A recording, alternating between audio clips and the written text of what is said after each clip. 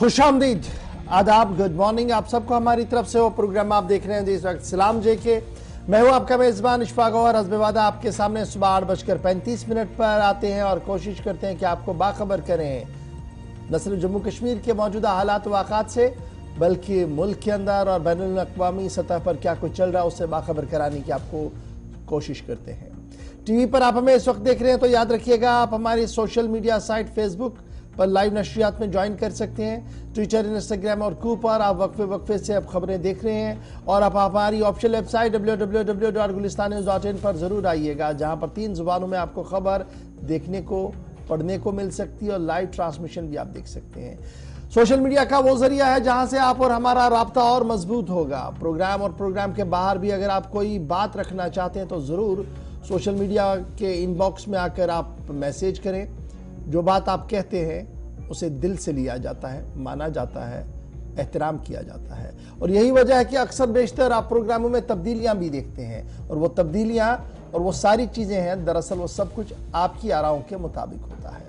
आज मार्च की 22 तारीख है और मार्च की 22 तारीख में जहां कल रात आपको याद होगा कि किस तरीके से शदीद ज़िलज़िले के झटके आए, उसमें थोड़ी देर में आपको जरूर अपडेट करेंगे, लेकिन 22 तारीख ने हमें क्या सबक पढ़ा चुकी है हिस्ट्री, उसको याद दिलाएंगे आपको। आसिफ रशीद मेरे साथ दिल्ली स्टूडियो में प्रोग्राम का करेंगे आगाज हिस्ट्री ऑफ द डे से और उसके बाद बैक टू बैक बड़ी खबरों से करेंगे आगाज। बने रहिएगा गुलिस्तान न्यूज के साथ। खुशामदीद, गुड मॉर्निंग, बहुत बहुत शुक्रिया आप सभी का ज्वाइन करने के लिए। सलाम जे के आप देखना शुरू कर चुके हैं और आज सब जानते हैं कि मार्च की 22 तारीख है, लेकिन हिस्ट्री ऑफ द डे बताना भी बहुत जरूरी है। माजी में कुछ अहम वाकयात हुए हैं हिंदुस्तान या आलमी तारीख में, तो तारीख आज की क्या बताती है, कुछ इंपॉर्टेंट इंसिडेंट्स हुए वो आपके सामने रखें। 1945 में आज के दिन अरब लीग या जामिअतुद्दौला अल अरबिया कायम की गई। अरब लीग का आज के दिन काम शुरू हुआ था ऑफिशियली 1945 में। बहुत सारे ममालिक ने इसमें पहले मीटिंग्स में, कॉन्फ्रेंसेस में, सेमिनार्स में पार्टिसिपेट किया और उसमें शामिल होने के बाद में दस्तखत भी उस ऑफिशियल डॉक्यूमेंट पर कर दिए, जिसके मुताबिक अरब लीग मुस्तकबिल में काम करने के लिए पुरज़्म नजर आ रही थी। साल 2008 में इजराइल ने तिलक्रम का कंट्रोल फलस्तीन के हवाले किया। आज के दिन ये फैसला हुआ। 1946 में बरतानिया ने उर्दन को आजादी देने के लिए मुआहदे पर दस्तखत किए। आज के दिन ये फैसला हुआ। और 1964 में कोलकाता में पहली विंटेज कार रैली का इनेकाद हुआ 22 मार्च को। आज के दिन ये हुआ। साल 1969 था, तारीख 22 मार्च की थी। Petrochemical corporation of India limited का इफ्तिताह आज के दिन किया गया। साल 2020 में भारत में कोरोना वबा के फैलने के पेश नजर जनता कर्फ्यू नाफिज करने का ऐलान हुआ था। वज़ीर आज़म की तरफ से शाम देर गए अनाउंसमेंट हुई थी और ये आज के दिन था, यानी कोविड-19 के केसेस मुल्क के अंदर बढ़ रहे थे। 2020 में 22 मार्च का ही दिन था जब जनता कर्फ्यू लगाने का फैसला किया गया और 23 तारीख से पहली मरतबा पूरे मुल्क की आवाम ने जनता कर्फ्यू देखा और उसके बाद आहिस्ता आहिस्ता ये सिलसिला आगे बढ़ा। अमवात भी काफी ज्यादा वबाई अमराज के सबब हुई और बहुत सारी जिंदगियां खत्म होते हमने पूरे मुल्क के अंदर देखी। ये 2020 में हुआ। इसके अलावा आज की तारीख 22 मार्च बताती है कि 1890 में आज ही के दिन रामचंद्र चटर्जी पैराशूट के जरिए जमीन पर उतरने वाले पहले हिंदुस्तानी शख्स बने। पहली ऐसी शख्सियत थी जो पैराशूट का सहारा लेकर आज के दिन ये हिस्ट्री क्रिएट हुई हिंदुस्तान की तरफ से और रामचंद्र चटर्जी ने सबसे पहले अपना नाम इस फहरिस्त में लिखवाया। और 1947 में लॉर्ड माउंटबेटन आखिरी वायसराय के तौर पर हिंदुस्तान आए, जिनने यहां खिदमात दी। भारत पाकिस्तान जब बने तो उस वक्त भी इनकी क्या खिदमात थी, मुआहदे किस तरीके से हुए, वो सारी चीजें रिपीटेडली बताने की कोशिश हुई, लेकिन 1947 में 22 मार्च को वो वापस हिंदुस्तान पहुंचे। तो ये हिस्ट्री ऑफ द डे में बड़ी बातें थी, इंपॉर्टेंट पॉइंट्स थे। एक लंबी फहरिस्त से चुनकर चंद इंपॉर्टेंट पॉइंट्स आपके सामने रखते हैं, लेकिन अब प्रोग्राम का आगाज करेंगे और खबरों की शुरुआत एग्जीक्यूटिव एडिटर इशफाक गौहर करेंगे। मगर टेलीविजन स्क्रीन पर जहां पर हमें देख रहे हैं, तमाम सोशल मीडिया प्लेटफॉर्म्स पर भी तमाम तरह के रास्ते खुले हैं। आप जाइएगा, फीडबैक हम तक पहुंचाइएगा। हमारी ऑफिशियल वेबसाइट पर भी आपके लिए तमाम जबानों में कोशिश है कि हिंदी, उर्दू, अंग्रेजी में जबानों में खबरें वहां पर रहें, वो हैं। और इसके अलावा फेसबुक और यूट्यूब पर वक्फे वक्फे से लाइव नशरियात जारी है। इशफाक, चलिए जी, बढ़ते हैं जी आगे, जरा खबरों का करते हैं आगाज। और सबसे पहले जरा सरहद के हवाले से खबर आपको बताते हैं, क्योंकि सरहद पर तैनात फौजियों ने फिर से फिजा में हरकत देखी है, जिसके बाद काफी अलर्ट पर पूरा इलाका कर दिया गया है। इस वक्त खबर हम आपको रामगढ़ सेक्टर से बता रहे हैं। जम्मू के रामगढ़ में आईबी के पास यानी इंटरनेशनल बॉर्डर के बिल्कुल पास ड्रोन को देखा गया है। चमलियाल सेक्टर यानी चमलियाल का जो बॉर्डर पोस्ट है वहां पर रात देर गए पाकिस्तान की तरफ से फिजा में ड्रोन को देखा गया, जिसके बाद जो मुतल्लिका अमला बॉर्डर सिक्योरिटी फोर्सेस का चमलियाल बॉर्डर पोस्ट पर तैनात था, बॉर्डर पोस्ट नंबर 47 पर, वो अलर्ट हुए और उन्होंने पैदर पे 15 से 20 राउंड फायर इसकी ओर किए यानी ड्रोन की ओर किए, जिसके फौरन बाद ये फिजा में जो ड्रोन नजर आ रहा था ये वापस पाकिस्तान की ओर चला गया है। आवाज नहीं है फेसबुक पे बाहर।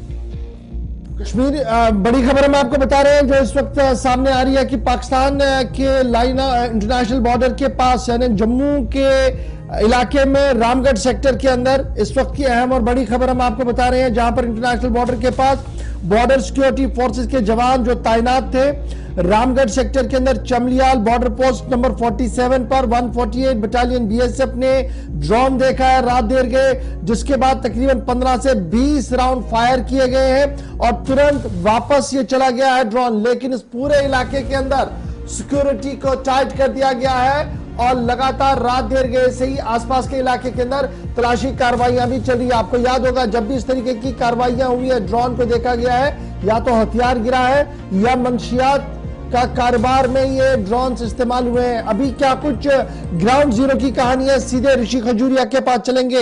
बहुत शुक्रिया ऋषि हमारे साथ ज्वाइन करने के लिए। रामगढ़ और चमलियाल का ये जो सेक्टर है पूरा 148 बटालियन बीएसएफ जहां पर तैनात है, क्या कुछ डिटेल्स आपके पास है? क्योंकि खबर यह है कि रात को गोली भी चली है, उसके बाद सिक्योरिटी काफी ज्यादा अलर्ट यहां पर नजर आ रही है।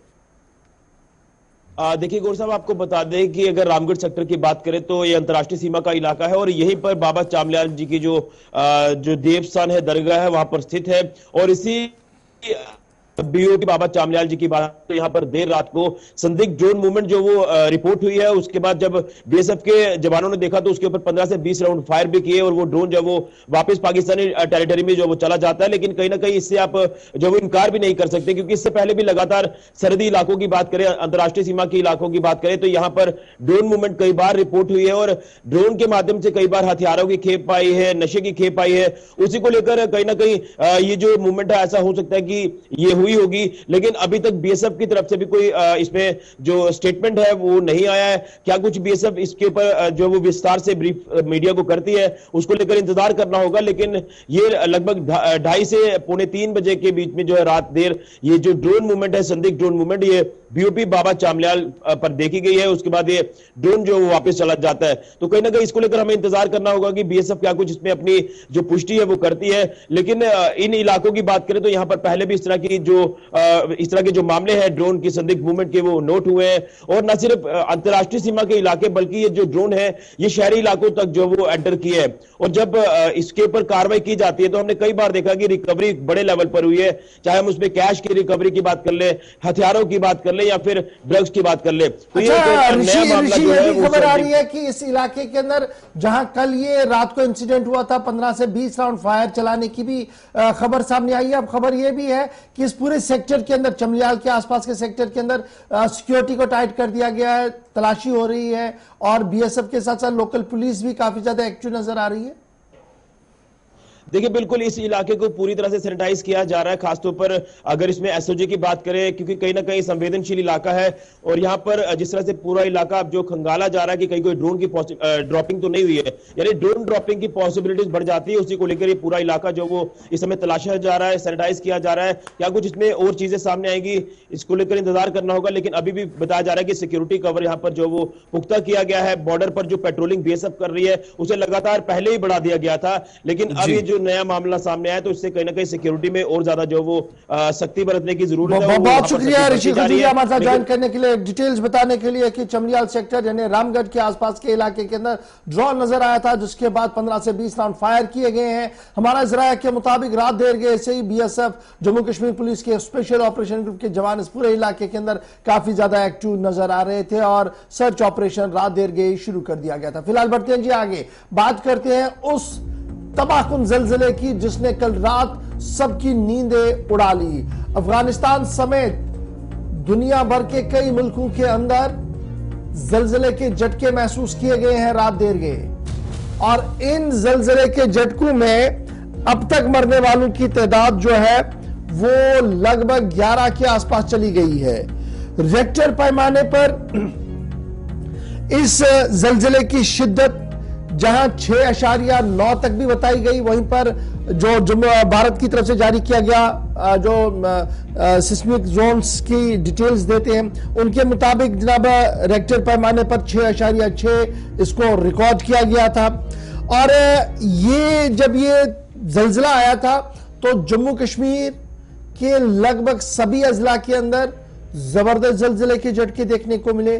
पंजाब, हिमाचल, हरियाणा, दिल्ली, उत्तर प्रदेश तक इसके असरात जो है वो साफ नजर आए हैं। उसके साथ साथ पाकिस्तान और अफगानिस्तान से भी इतलात है कि वहां पर जबरदस्त तबाही इस जलजले से हुई है और मरने वालों की तादाद जो अभी तक हमारे पास आ रही है पूरी दुनिया से रिपोर्ट जो कलेक्ट हो रहे हैं वो 11 लोगों के मारे जाने की खबर आ रही है। 100 से ज्यादा लोग जख्मी भी हुए हैं और पाकिस्तान और अफगानिस्तान में सबसे ज्यादा नुकसान इस जलजले से हुआ है। इस पर डिटेल्स आपको आसिफ जरूर बताएंगे, लेकिन जब जम्मू कश्मीर की हम बात बताते हैं तो हिंदू कुश रीजन जो है वहां पर यह जलजला मरकज बताया जा रहा है, एपिसेंटर इसका बताया जा रहा है। और पैनिक कल पूरे नॉर्थ के अंदर जो है वो देखने को मिला था, जिनमें जम्मू कश्मीर, पंजाब, हिमाचल भी था और पुंछ, राजौरी, डोडा, उधमपुर और कश्मीर सूबे के तमाम अजला और जम्मू के तमाम अजला जो है वो कल रात देर गए दहल उठे और उसके बाद फौरन लोग जो है वो सड़कों पर भी नजर आए हैं। जब ये पूरा मामला चल रहा था 2-3 अच्छी चीजें भी आई हैं। एक ये कि किसी तरीके की जानी नुकसान की अभी तक हमारे न्यूज रूम को कोई भी इत्तला नहीं मिली है सूबा जम्मू, सूबा कश्मीर से, लेकिन सर्जरियां कंटिन्यू हुई हैं। यानी कल जब ये चीजें हो रही थी तो मुख्तलिफ मकामात पर सर्जरियां चल रही थी और वो सर्जरियां हुई हैं और डॉक्टरों ने अपना पेशा जो है वो छोड़ा नहीं है।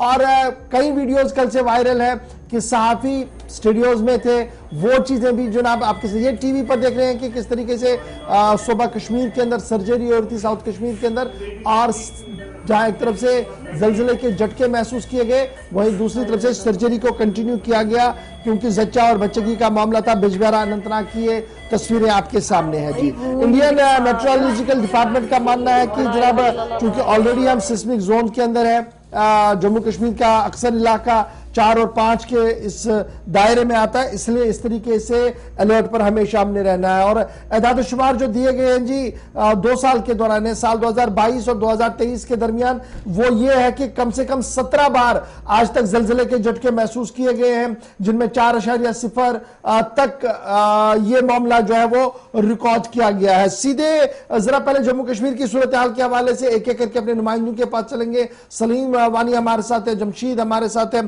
फिदा हमारे साथ ज्वाइन कर चुके हैं और प्रोफेसर एम मलिक साहब भी हमारे साथ ज्वाइन कर चुके हैं। बहुत शुक्रिया जी आप सबका हमारे साथ ज्वाइन करने के लिए। सबसे पहले सलीम वानी आप ही से शुरुआत करते हैं जी। लद्दाख से लेकर सूबा कश्मीर के इस गांदरबल के इलाके की क्या कुछ डिटेल्स आपके पास है, क्योंकि रात देर गए जो सूरत हाल थी उसमें जो ग्राउंड रिपोर्टिंग्स आप लोग कर रहे थे तो लगातार ये उम्मीद लगाई जाती कि ऑल इज वेल होगा, कोई ज्यादा नुकसान नहीं होगा। डिटेल्स बताइएगा क्या किसी जानी या माली नुकसान की कोई इत्तला जिला गांदरबल के अंदर? जी बिल्कुल गवर्नर, कल शाम को 10:17 जब ये जलजला आया तो उसके बाद ही जो यहाँ पे एक टाइप की कयामत बरपा गई कि पूरे डिस्ट्रिक्ट गांदरबल के साथ साथ वादी कश्मीर, लद्दाख से लेकर चिनाब वैली तक पूरे कश्मीर के लोग बच्चों से लेकर समेत सब घरों से बाहर आए और बच्चे चिल्ला चिल्ला के रोते थे। हर कोई, चाहे परिंदा हो चाहे ये हो, हर कोई चिल्लाता था, लेकिन यही आवाज आती थी कि ए रब कायनात आज हमको बचा दे, और अल्लाह अल्लाह होता था। तो लेकिन सबसे बड़ी मेहरबानी है अल्लाह ताला की, सबसे बड़ा शुक्र है अल्लाह ताला का कि पूरे गांधरबल डिस्ट्रिक्ट में कोई जानी नुकसान नहीं हुआ, कोई ये नहीं हुआ। लेकिन बेशक कोई गांव है, जैसे हमारे सब डिवीजन कंगन में एक चकपरंग है जो गुजरपति इलाका है, वहां पे 2-3 मकान को क्रैक्स हुए हैं, या हमारे गांधरबल के 2-3 गांव है जहां पे मकानों के क्रैक्स हुए। लेकिन सबसे बड़ी मेहरबानी है कि जिस हिसाब से ये ज़लज़ला आया, इसकी जो शिद्दत है 4-5 मिनट कंटिन्यू झटके दे रहा था, तो पूरी तरह से कि लोगों को लगा था कि खुदा न करे कोई बड़ा ये अल्लाह ताला की तरफ से एक होने वाला है। लेकिन अल्लाह ताला का ये शुक्र है कि जानी नुकसान नहीं हुआ। ठीक है जी, सलीम आप हमारे साथ बने रहे। प्रोफेसर एम मलिक साहब हमारे साथ है। प्रोफेसर साहब बहुत शुक्रिया सर ज्वाइन करने के लिए हमारे साथ। जलजले आना कोई नई बात नहीं है और प्रिडिक्ट करना ये सबसे ज्यादा मुश्किल है, क्योंकि हम सिस्मिक जोन्स के अंदर रह रहे हैं। किस तरीके से आप इस को देखते हैं जो कल आया, और आप क्या तजिया तबसरा क्या कुछ है इस पूरे मामले पर? शुक्रिया फहीम साहब आपके साथ ज्वाइन करने के लिए। जैसे हम पहले भी कई बार कह चुके हैं टीवी टॉक शो में, रिटर्न में या वैसे ही, कि जम्मू कश्मीर एक वल्नरेबल स्टेट है अर्थक्वेक के रिलेटेड। अर्थक्वेक यहाँ आते रहते हैं हिस्टोरिकल टाइम से, आगे भी आते रहेंगे, इसको हम रोक नहीं सकते। सिर्फ इसमें हमने एक चीज करना है कि हम अपने जो स्ट्रक्चर बनाते हैं वो 8+8.5 तक विथस्टैंड करने चाहिए कोई भी अर्थक्वेक हो इस मैग्नीट्यूड का। जब तक हम अपने स्ट्रक्चर्स को मजबूत नहीं करेंगे, ये कैजुअलिटीज खुदा ना करे होती रहेंगी। अगर हम जापान की बात करें, वहां तो 9.3 तक अर्थक्वेक आए हैं, लेकिन वहां कैजुअलिटीज बहुत कम होती है, क्योंकि उनके जो स्ट्रक्चर्स हैं, बिल्डिंग्स हैं, ब्रिजेस हैं, हाईवेज हैं, टनल्स हैं, वो इन चीजों का बहुत ख्याल रखते हैं। तो इसलिए हमें जो स्ट्रेटजी बनानी है फ्यूचर के लिए अर्थक्वेक से बचने के लिए, एक ही रास्ता है कि हम अपने स्ट्रक्चर्स को, इंफ्रास्ट्रक्चर जो हम बनाते हैं आजकल बहुत पेस पर हो रहा है, चाहे नए हॉस्पिटल हो, मेडिकल कॉलेज हो, यूनिवर्सिटी, स्कूल, या ब्रिजेस, हाईवे, टनल हो। जैसे रेलवे टनल अभी शुरू नहीं हुई है, यहाँ होने वाली है, शायद साल एक बार में जम्मू से कश्मीर तक ट्रेन आ जाएगी जी। तो उन चीजों के लिए हमें जो बनाने हैं, या स्ट्रक्चर, जैसे पुल एशिया का सबसे बड़ा टॉलेस्ट रेलवे ब्रिज होगा, तो इसके लिए हमने ये इन चीजों का ख्याल रखना, क्योंकि जब प्रोफेसर मलिक साहब बड़ा इंपॉर्टेंट है, रिसर्च भी ये कह रही है कि हम जी सिस्मिक जोन 4 और 5 के अंदर, और जम्मू कश्मीर के अक्सर अजला जो है वो इस रेड जोन के अंदर है। लेकिन उसके बावजूद भी जिस तरीके से हमारी सरकारी तामीरात बनती है, प्राइवेट तो छोड़ ही दीजिए, सरकारी तामीरात भी जो बन रही है, despite alerts, despite warnings, government के ऊपर जो बाइंडिंग्स होनी चाहिए थी, क्या आपको वो कहीं नजर आ रही है? नहीं, बाइंडिंग्स तो होती है जब भी कोई स्ट्रक्चर बनता है, उसके लिए तो ये बेसिक रिक्वायरमेंट है, बेसिक रिक्वायर्ड चीज है कि उसको आप 8.5 तक सस्टेनेंस होनी चाहिए उसमें। अब वो साइट पर कितना वो करते हैं वो तो इंजीनियर लोग ही जान सकते हैं या बता सकते हैं, जो प्लानर्स वहां पर होते हैं एसोसिएटेड उन प्रोजेक्ट्स के साथ, तो उनको ही पता है। आम पब्लिक को या आम लोगों को या एक्सपर्ट्स को जो डिफरेंट अलग फील्ड्स में होते हैं, उनको इस बारे में इतनी जानकारी होती नहीं है, ना कोई उनके साथ शेयर करता है कि भाई क्या है। एक्चुअली क्या है कि जब भी कोई स्ट्रक्चर बने तो उसके लिए सारे पैरामीटर्स को पब्लिक करना चाहिए कि भाई ये इतना स्टैंड कर सकता है, ये इसमें खासियत है, वो चीज बहुत कम शेयर होती है। तो हमारा प्रोफेसर साहब एक इम्पोर्टेंट चीज हमने 1.5 महीने पीछे अगर चले जाएं, प्रोफेसर साहब 1.5 माह कबल भी जब आपने हमारे साथ बात की थी, जब हमने कुछ ऐसे इंसिडेंट्स देखे थे जो इंसानी मुदाखलत जिनके लिए आप जिम्मेदार भी ठहरा रहे थे। हमने ठाठरी के अंदर जो कुछ देखा, रामबन के अंदर देखा, डूडा के अंदर ये सारे इंसिडेंट जब लैंडस्लाइडिंग वगैरह से नुकसान पहुंचा था, तो उस वक्त भी कहा गया था कि, और आप भी बता रहे थे कि छोटे जिलजिले के झटके महसूस न करना या ना आना जम्मू कश्मीर के अंदर, ये शायद एक बड़ी तबाही की तरफ इशारा हो सकता है। तो क्या ये एक वेकअप कॉल माने हम जम्मू कश्मीर के लिए? नहीं, अब अगर आप डिफरेंट जो रिसर्च टीम्स कश्मीर में या इंडिया में या नॉर्थ इंडिया में, स्पेशली हिमालय में काम कर रहे हैं पिछले 30 सालों से, उन्होंने तो वार्न किया है कि एक बड़ा सा अर्थक्वेक जम्मू कश्मीर के फ्रॉम मुजफ्फराबाद टू कांगड़ा, इस बीच में एक अप टू 8.5 भी कह रहे हैं कि इतने बड़ा जलजला आ सकता है, ये कभी भी आ सकता है। तो इसके लिए हमें तैयार रहना चाहिए। उसके लिए यही है कि जो भी हम स्ट्रक्चर बनाए हैं उसके मुताबिक होना चाहिए बिल्डिंग कोड जो भी है। लेकिन जो ये जलजले आते रहते हैं, तकरीबन साल में 1 लाख के करीब जलजले आते रहते हैं दुनिया में, उसमें हम चंद ही महसूस करते हैं। जो 6 या 5 या 5.5 प्लस से हो वो महसूस कर सकते। चलिए, बहुत बहुत शुक्रिया प्रोफेसर अमीन मलिक साहब वक्त देने के लिए और बताने के लिए कि खतरात अभी टले नहीं है, एक इशारा है, इसके आगे भी सूरत हाल मजीद अब तक कभी ना कभी हो सकती है। तस्वीरें साथ साथ आपको दिखाते रहेंगे और भी लोगों की बात सुनाएंगे। कुछ एक इलाकों से जुज़वी नुकसान की इतलात हैं, वो थोड़ी देर बाद आपको बताएंगे।